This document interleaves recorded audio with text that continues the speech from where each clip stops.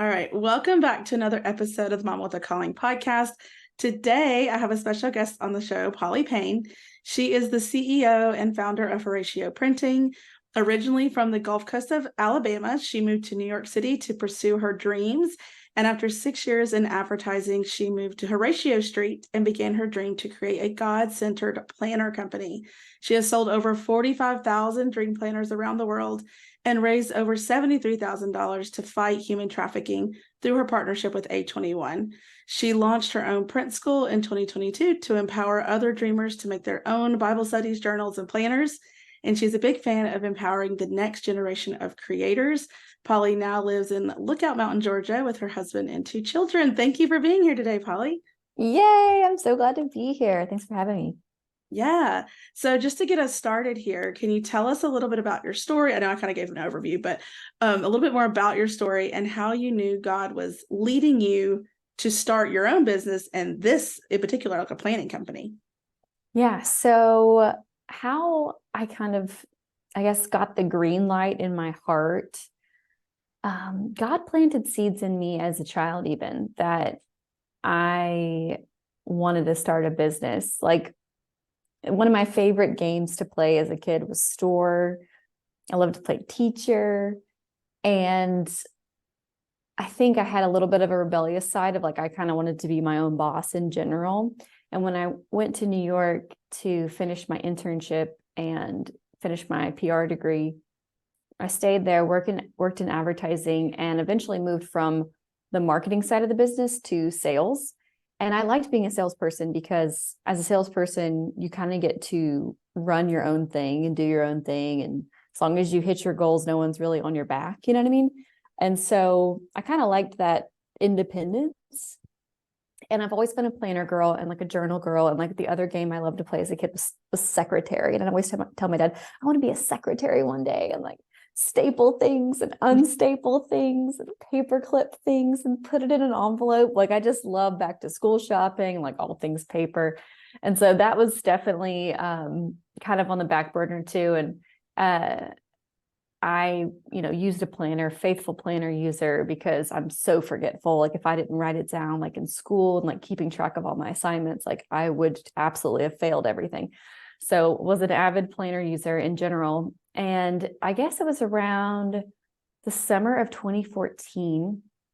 I was pretty much hitting the peak of my career. I was working really hard as a senior sales director of an ad tech company, and, making good money, world standards. I had kind of hit this great mark, even though, living expenses in New York are so incredibly high. It was like, I still couldn't afford to like have my own place or anything, but I was making a really good salary, and my job was to take people out. My job was to entertain people, present at meetings, go to all these incredible brands. I was always flying to Chicago and LA and all these other territories in Florida and Atlanta to present our company and, travel on the company dime and all that kind of stuff.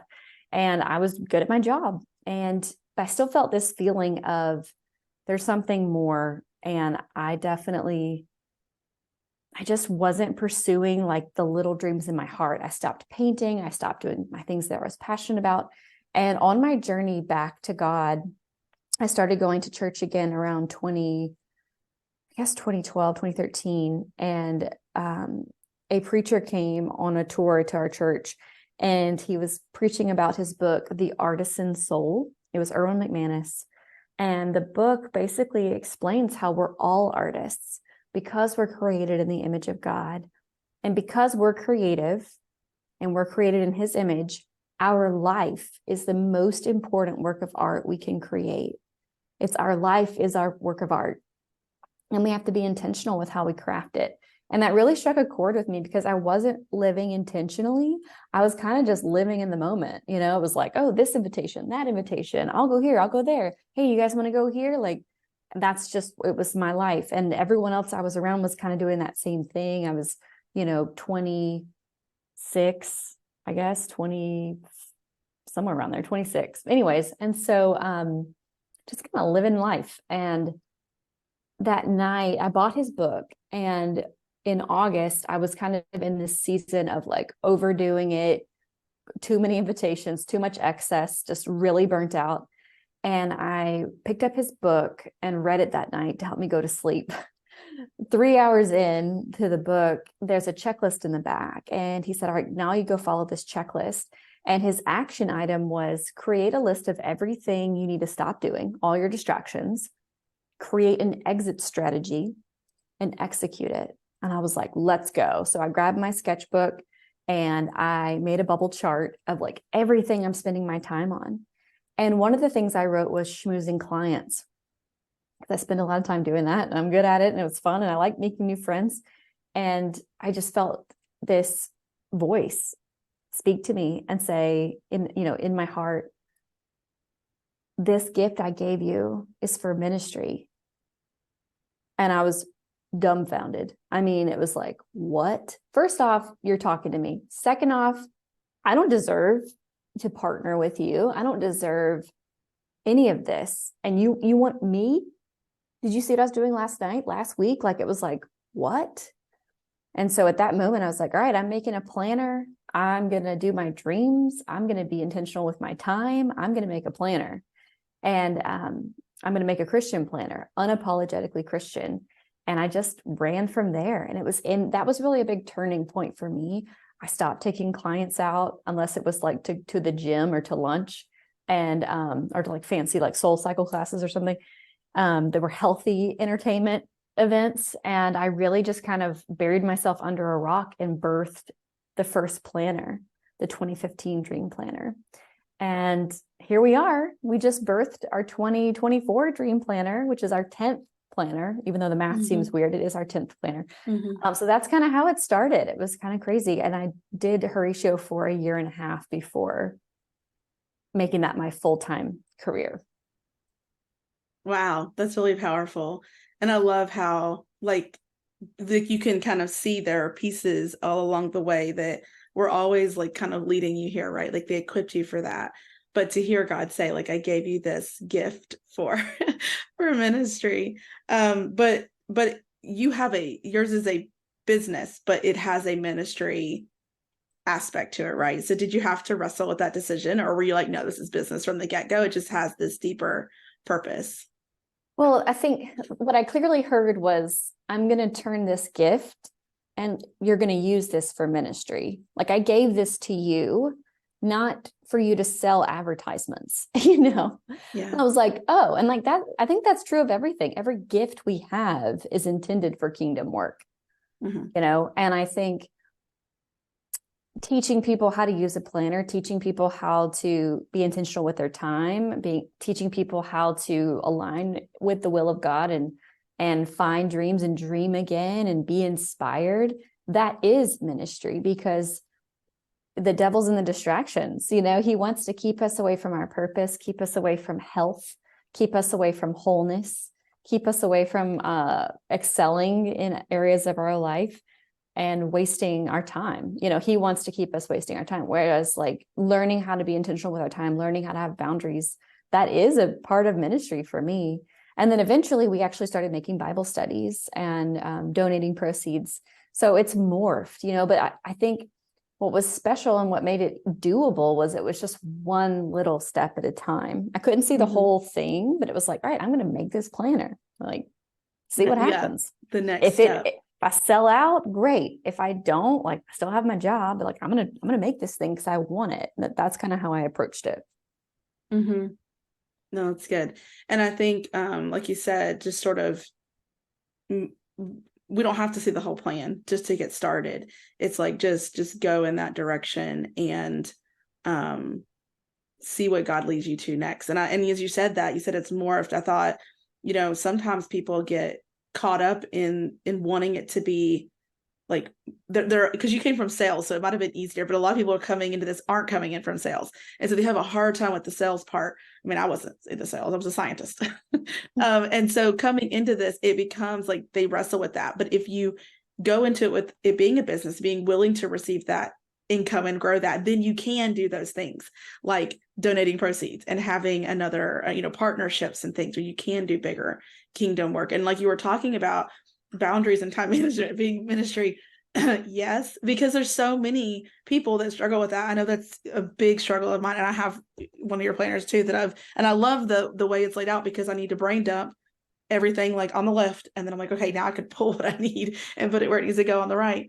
Because yeah, I mean, like, talking about distractions is huge. Like, I notice for me and like a lot of people, like, our phones are like blessings and curses over here, and they can be such distractions. And I felt like God was prompting me to kind of look at my time, and I was like, oh, I'm mindlessly grabbing my phone all the time. And so yeah, like, having the tools, and then I know you have some other things that kind of come with your stuff, but that helps people process and plan and be intentional with their time. Like, that is so important and so powerful, because if we're not thinking about that, like, we're just gonna, like you said, you were kind of floating through life. People will float through life because it's easy. We're just gonna go with the flow in a I don't say bad way, but as Christians, we have work. We have something to do for the kingdom. Even if that's just, tending our home or homeschooling or whatever, it still needs to have intentional effort, or it just like days float away, float by. Yeah. I love the training Dave Ramsey does on money. He's like, you have to tell your money where to go, or Yeah. you'll wonder where it went.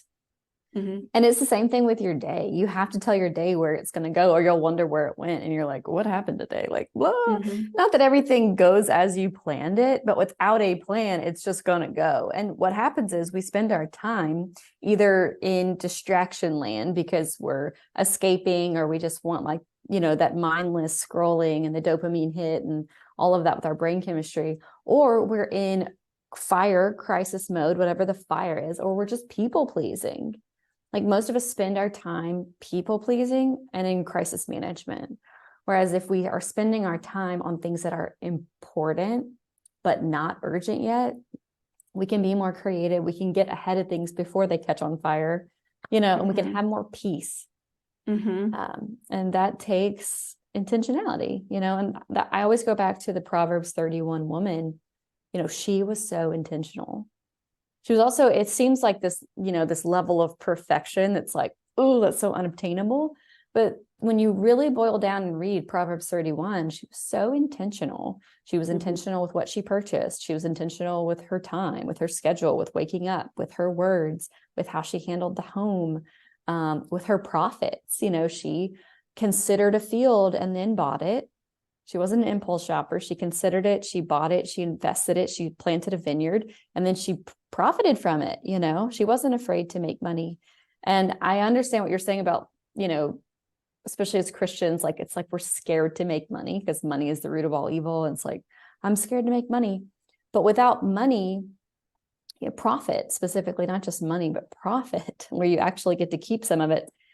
It's the self-care of your business. You can't hire people. You can't get help. You can't have a boundary, without profit. And I really took a hard right turn in shifting how our companies run once I had kids, because now it wasn't like, oh, this is just fun. Like, I can live on whatever. And like, I don't have to take a paycheck and we'll figure it out. And I was like kind of willy-nilly with my spending.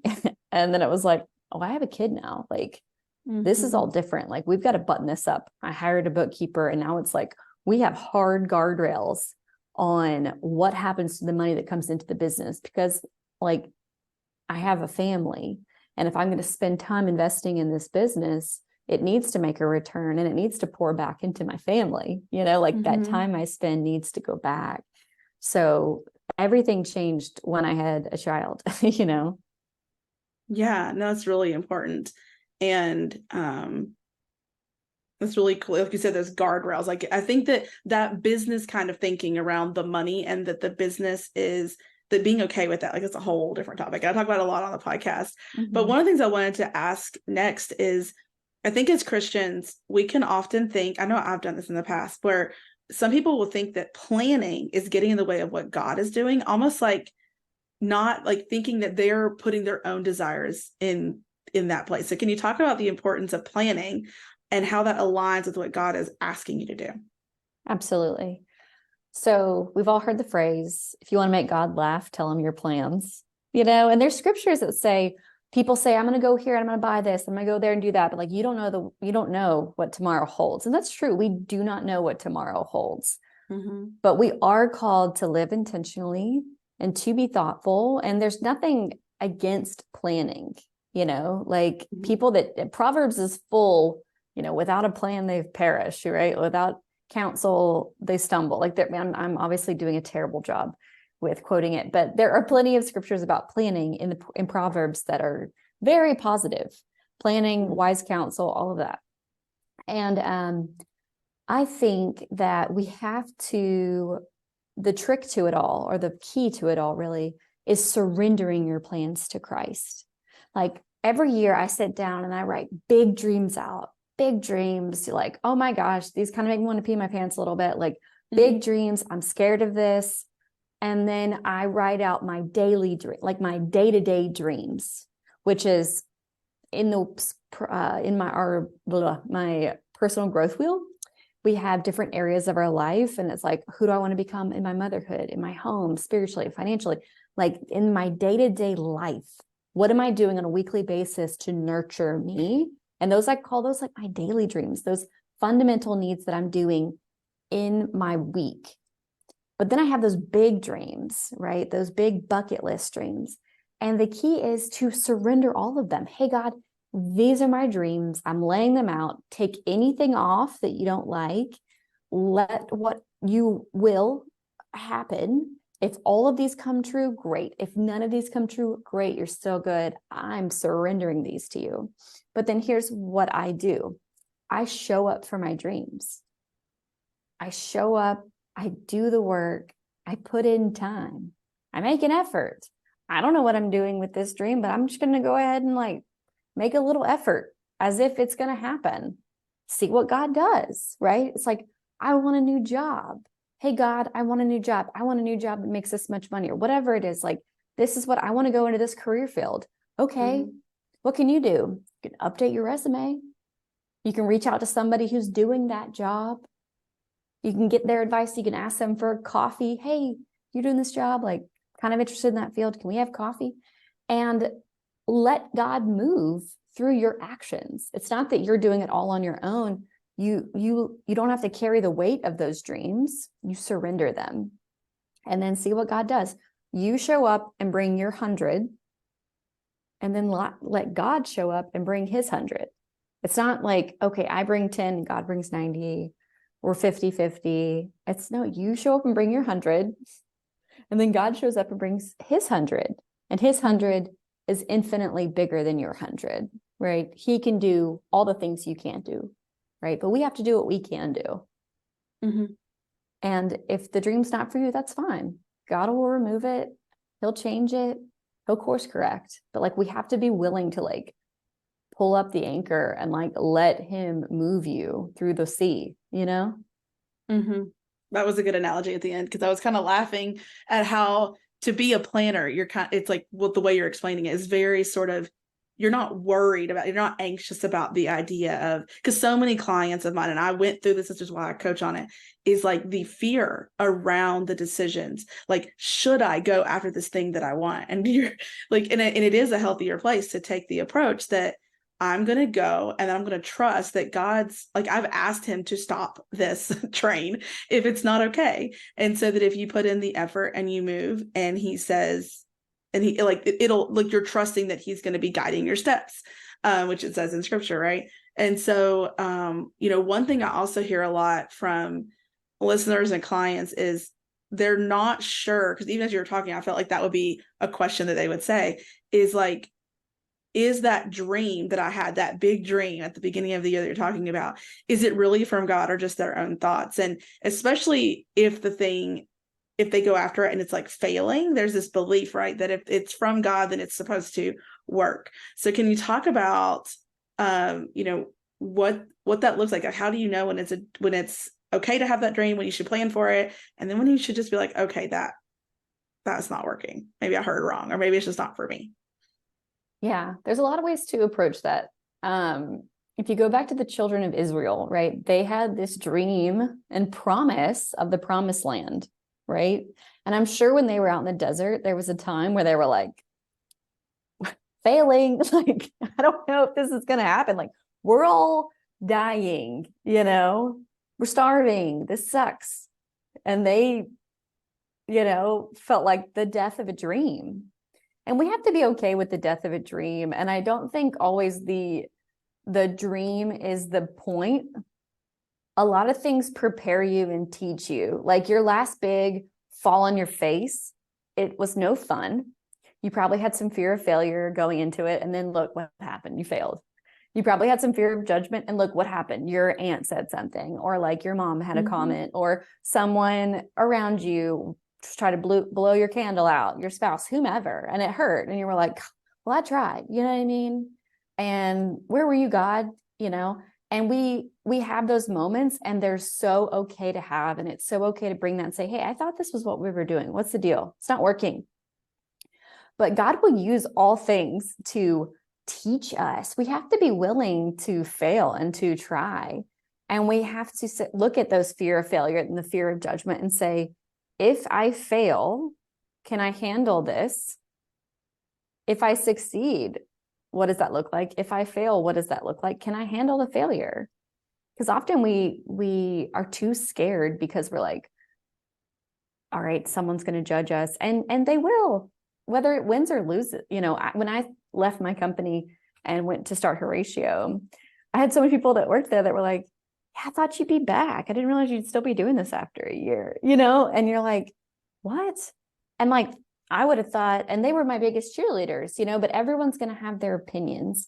And when you step out of your own comfort zone, you disrupt everyone around you, their comfort zone. So that's why I'm really big about getting around people that are going to like support you, even as you're like on a, you know, tightrope and you're like, you know. But how do you know if it's from God? And like, I'm scared. I don't know if this is for me, because you've probably felt pain in the past from things that you failed at. I think God drops these curiosities and dreams in our heart, not to mock us, but for him to be glorified when you walk it out. And I think there's times where he drops dreams in our heart, and then he quickly is like, all right, put that on the back burner. Not yet. I have plenty of dreams on my bucket list that have been on there for 5 years, and it's a not yet. And I'm okay with that. And he keeps bringing it back to me. Like when I have a moment and I'm journaling, I'm like, oh, that dream. And I'll like write it all out. I've planned it all out, but I'm not executing it because I just know it's not the time for it. But I'm excited about it. You know, like one day it'll happen. And I guess there are dreams that we have that are what I would say like covetous dreams. Like, let's say you scroll and someone else has started this kind of business, or someone else launched that kind of thing, or someone's on a trip to Italy and I want to go to Italy, you know, like someone else is in the Maldives. I want to go to the Maldives, you know, and that's how the world dreams. We see other people doing it. We want to do it. And some of those dreams, like other people can inspire you to do really cool things. And there's nothing wrong with being inspired by people, but we do have to check like the why behind the dream. Like when you really have a dream, it's like, why do I have this dream? Was it just because Sarah's doing it and I want to do it? Like, why does this one matter to me? And what does it look like to accomplish this? What would that mean for my family? What would that mean for my life? Like, what would that look like? And really sit in that space of pondering, of looking at the dream, and then map it out. And you can ask yourself, is this the season for this? Can I handle the time commitment? Is this a good time? You know, and go from there and pray on it. And then take the first couple steps, whether that looks like research, reaching out to someone who's already done it and asking them for, hey, what's a shortcut here? And just relying on God in that. That was really good. I really liked how you said, well, that like God, I don't know exactly what you said, but like getting, like God gets the glory when we walk it out. Like when we're just honoring him in that.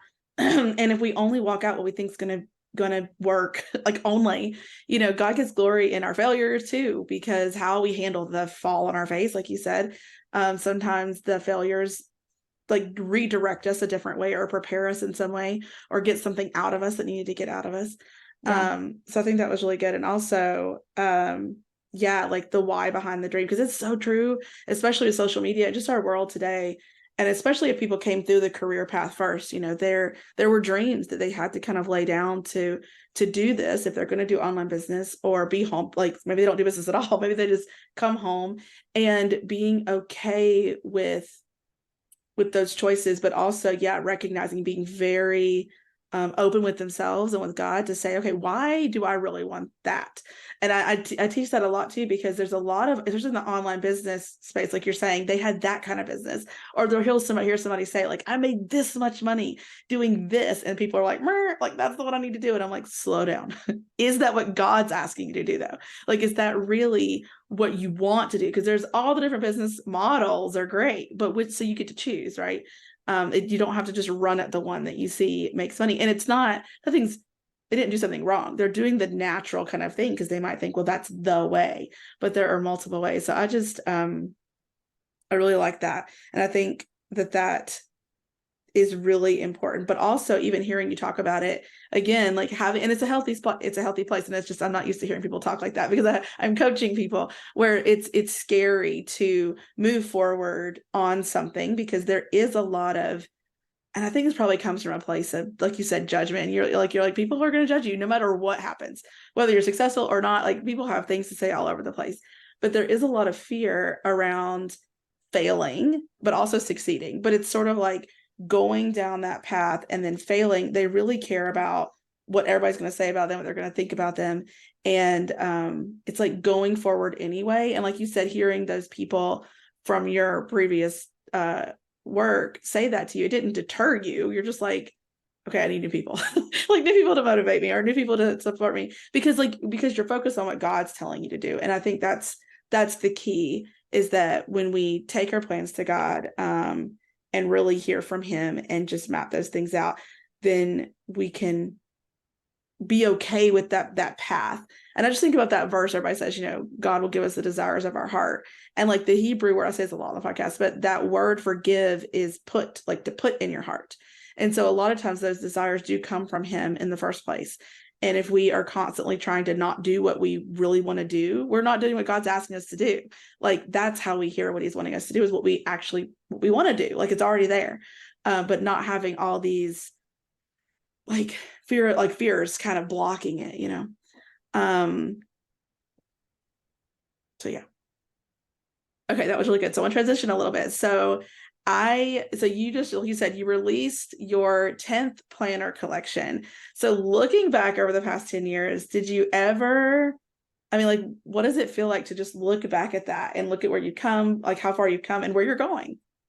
I feel like I'm just getting started. Like, there's been so many failures, so many flops, so many things that have gone wrong, and it's like, okay, I think we're in a groove, I think we're in a good place now. Like we're producing it, manufacturing it. Like we know what we're doing a little bit more. We're getting systemized. We're building a team. I'm learning how to release control. And so it's been a lot of learning.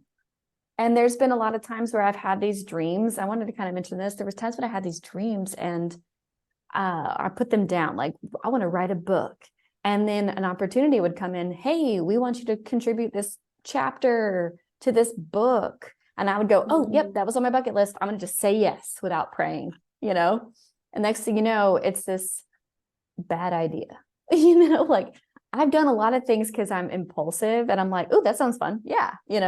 And so I've had to learn to slow my roll and ask God. So I'm not like really great at this. I just want to say, like, I'm speaking from experience, because I've taken a lot of impulsive yeses and like, oh, that must be blessed by God. It was part of my dreams that I submitted to him, and, then it's a flop and you've wasted time. And it's like, all right, I wasted time submitting my chapter of this book.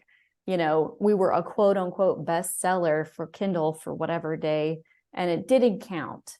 It was like, this doesn't count. I wasn't a bestseller. This doesn't count. I'm not even promoting this. Like, absolutely not. I learned that I got to slow down. I don't need to say yes to everything. But I will say, me taking time to write my chapter out was an absolutely great exercise. There's so much to learn from our failures, and like, I learned a lot through that, and I wouldn't really take it back, because I wrote my chapter and like, it was fine, but it also was kind of embarrassing, but then it's like, you know what, like, let's move on. That's kind of my thing of like, all right, what did we learn? That didn't work. Let's try something else, or let's slow down and remember to ask God before you take impulsive action again.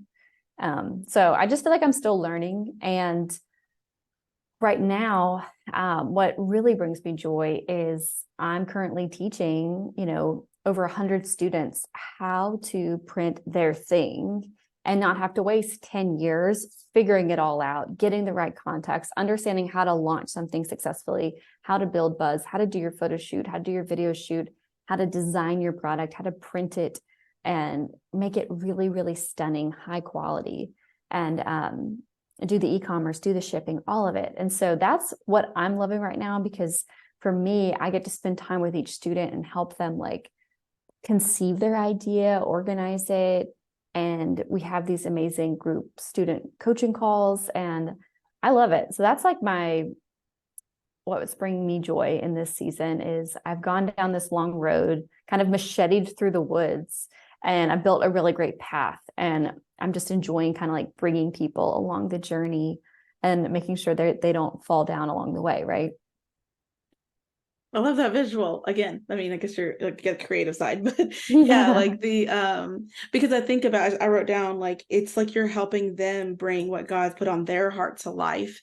And so you get to, like you said, to bring them along, but now they're going to go do their thing, whatever that is. So it has this multiplication effect and this impact of being able to do that. And like, what a joy to be, I mean, yeah, to be able to help people do that. That's amazing. And I love that you shared that there were failures along the way, because it's not all just, smooth sailing. And like you said, the book thing, because you wanted to write a book, it was like, oh, a book. And then it's just like, This you is go. easy. And yeah. And like you said, I think that's really great that you mentioned that about the impulsivity, because sometimes we can obviously swing the other way where we won't make a decision because we're like thinking too much. But yes, it's like, yes, going based on what you want and like God's telling you to do that, but like pause, like get that confirmation through prayer, maybe other different ways. But yeah, when we're impulsive and we jump sometimes, but God will bring something good out of it, no matter what.